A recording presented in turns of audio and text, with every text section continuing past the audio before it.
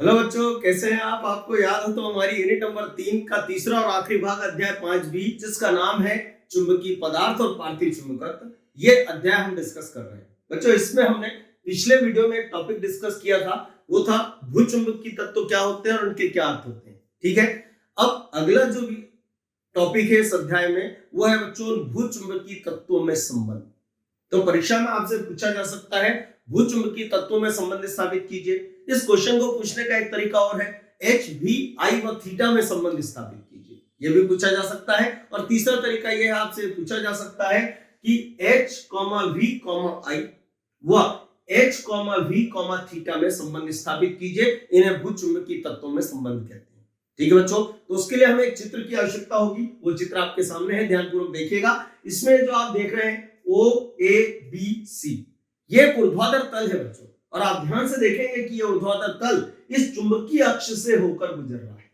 और हमने पिछले वीडियो में समझा था कि वह ऊर्ध्वाधर तल जो चुंबकीय अक्ष से, मतलब पृथ्वी के चुंबकीय अक्ष से होकर गुजरता है, इसे चुंबकीय अम्योत्तर कहते हैं। तो इसमें जो आप देख रहे हैं ओ ए बी सी, ये वो तल है जिसे हम कहेंगे चुंबकीय अम्योत्तर। इसके किसी स्थान O पर पृथ्वी के चुंबकीय क्षेत्र की परिणामी तीव्रता I और नमन कोण थीटा है। तो बच्चों क्लियर है कि जब पृथ्वी के चुंबकीय क्षेत्र की परिणामी तीव्रता जो कि एक सदिश है, वो इस क्षैतिज से कितना कोण बना रहा है, थीटा, जिसे हम बोलते हैं नमन कोण। तो क्लियर है बच्चों, हमें इस I के दो घटक प्राप्त होंगे। एक क्षैतिज घटक जिसे हम किससे दर्शाएंगे, H से, और एक ऊर्ध्वाधर घटक होता है बच्चों जिसे हम किससे दर्शाते हैं, V से। ये ऊर्ध्वाधर घटक हो गया। H को H से ही क्यों दर्शा रहे हैं, क्योंकि ये क्षैतिज घटक है और क्षैतिज को अंग्रेजी में हॉरिजॉन्टल कहते हैं। और इस ऊर्ध्वाधर घटक को V से क्यों दर्शा रहे हैं, क्योंकि ऊर्ध्वाधर को वर्टिकल कहते हैं। ठीक है बच्चों, तो ध्यान से देखिएगा। इस चित्र में हमने क्या क्या रोया, मतलब क्या क्या दर्शाया, वो हमें शब्दों में लिखना होगा। तो ध्यान से देखिएगा। माना तल OABC चुंबकीय अम्योत्तर है, जिसके किसी स्थान O पर पृथ्वी के चुंबकीय क्षेत्र की परिणामी तीव्रता I, शब्दों पे ध्यान दीजिएगा, परिणामी चुंबकीय क्षेत्र की परिणामी तीव्रता I, विद्युत धारा मत समझ लेना इसको। हाँ, पृथ्वी के चुंबकीय क्षेत्र की परिणामी तीव्रता I और नमन कोण थीटा है। तो पृथ्वी के चुंबकीय क्षेत्र की परिणामी तीव्रता I के निम्न दो घटक प्राप्त होते हैं। देखिएगा निम्न दो घटक क्या क्या होते हैं। तो नंबर 1 क्षैतिज घटक। बच्चों ध्यान से देखिएगा, क्षैतिज घटक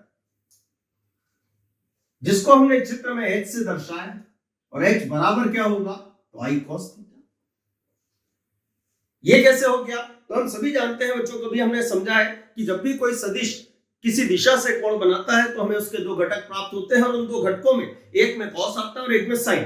cos किस में आता है, तो मैंने कभी आपको समझाया था कि जिस दिशा से सदिश कोण बनाएगा उधर घटक में cos आएगा और उसकी लंबवत दिशा में घटक में sin आएगा। तो आप देखिएगा ये I इस क्षैतिज दिशा से थीटा कोण बना रहा है, तो ये जो क्षैतिज घटक H है इसके मान में cos आएगा, तो उसे लिखेंगे H बराबर I cos थीटा।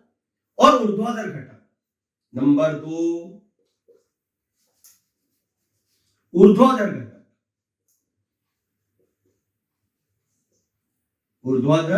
घटक।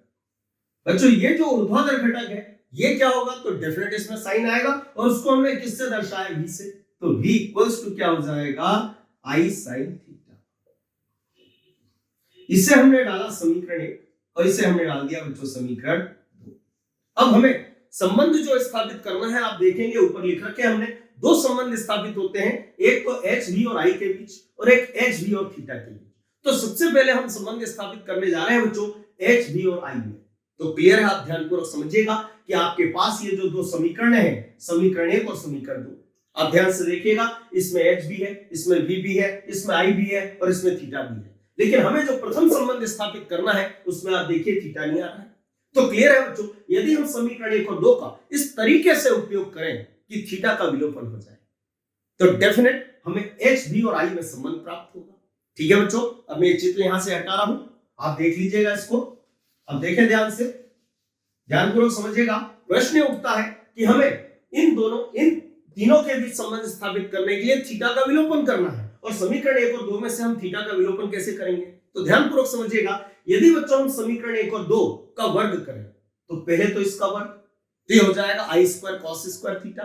यदि हम इसका वर्ग कर दें तो ये हो जाएगा आई स्क्वायर साइन स्क्वायर थीटा, और यदि हम दोनों को जोड़ दें तो डेफिनेट बच्चों दोनों में से आई स्क्वायर कॉमन निकल जाएगा, तो अंदर क्या बचेगा कॉस स्क्वायर थीटा प्लस क्या बचेगा साइन स्क्वायर थीटा। और हम सभी जानते हैं पिछली कक्षाओं में हमने पढ़ रखा है कि cos square theta plus sine square theta बराबर 1, तो जैसा ही 1 होगा तो इसका तो अपना विलोपन हो जाएगा, तो डेफिनेट हमें एच वी और आई के बीच संबंध प्राप्त होगा।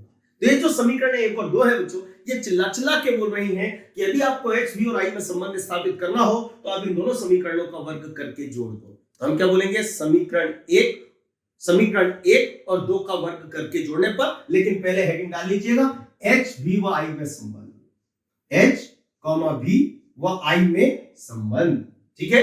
और फिर क्या लिखेंगे, समीकरण 1 और 2 का वर्ग करके जोड़ने पर लिखते हैं बच्चों। तो ध्यान से देखिएगा, जब हम वर्ग करके जोड़ेंगे तो LHS LHS का होगा और RHS RHS का होगा, तो इधर क्या मिलेगा बच्चों, ध्यान से देखिएगा, ये हो जाएगा एच स्क्वायर प्लस क्या हो जाएगा वी स्क्वायर, ये हमने LHS LHS का वर्ग करके जोड़ दिया। अब हम RHS RHS का वर्ग करके जोड़ेंगे तो क्या आएगा बच्चों, देखिएगा आई स्क्वायर कॉस स्क्वायर थीटा और प्लस क्या होगा आई स्क्वायर साइन स्क्वायर थीटा। मेरी बात समझ में आ रही है आपको? अब आप ध्यान से देखें तो इन दोनों पदों में कुछ कॉमन निकल रहा है। कौन कॉमन निकल रहा है, तो डेफिनेट आई स्क्वायर कॉमन निकल रहा है, तो इसको हम कॉमन निकाल देते हैं। बच्चों जब आई स्क्वायर कॉमन होगा तो अंदर क्या बचेगा, कॉस स्क्वायर थीटा प्लस क्या बचेगा साइन स्क्वायर थीटा, ये लिख दिया हमने। अब आप ध्यान से देखिएगा, कभी हमने पिछली कक्षाओं में पढ़ा है कि cos square theta plus sin square theta का मान 1 होता है, तो यहाँ पे 1 आएगा बच्चों, से 1 का आई स्क्वायर से गुणा होगा तो क्लियर है आई स्क्वायर की सेहत पे इसका कोई फर्क नहीं पड़ेगा, तो मान हमें क्या प्राप्त होगा, तो यहां लिख के हम क्या लिखेंगे, एच स्क्वायर प्लस क्या होगा वी स्क्वायर बराबर क्या हो जाएगा आई स्क्वायर, बराबर क्या हो जाएगा आई स्क्वायर। यदि बच्चों हमें आई का मान चाहिए तो हम दोनों पक्षों का वर्गमूल निकालेंगे, तो इधर वर्ग से वर्गमूल कट जाएगा, इधर अकेला क्या बचेगा आई और इसके ऊपर अंडर रूट आ जाएगा। तो बताएं इसको किस तरीके से लिखेंगे, तो यहां लिख के हम क्या लिख देंगे, आई बराबर क्या होगा बच्चों, अंडर रूट के अंदर क्या आएगा एच स्क्वायर और प्लस क्या हो जाएगा वी स्क्वायर, और इसे कहते हैं बच्चों एच वी व आई में संबंध। ये पहला संबंध।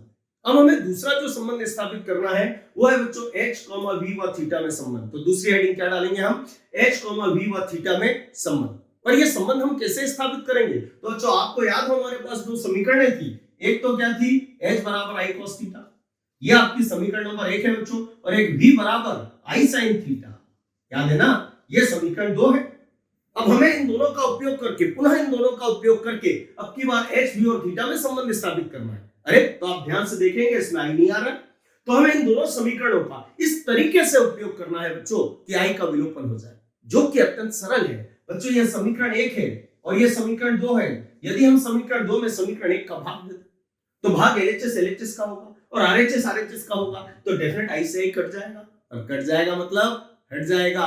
तो ये समीकरण चिल्ला चिल्ला के बोल रही है बच्चों कि यदि आपको एच वी और थीटा में संबंध स्थापित करना है तो आप समीकरण 2 में समीकरण 1 का भाग दे दो। तो हम क्या लिखेंगे, समीकरण 2 में समीकरण 1 का भाग देने पर बच्चों भाग LHS LHS का होगा और RHS RHS का, तो क्या लिखेंगे v बटे आई, सॉरी v बटे h बराबर क्या हो जाएगा, तो आई साइन थीटा, अरे आई साइन थीटा, ठीक है, और अपॉन में क्या आएगा आई कॉस थीटा, ये हो गया आई कॉस थीटा, ठीक है बच्चों।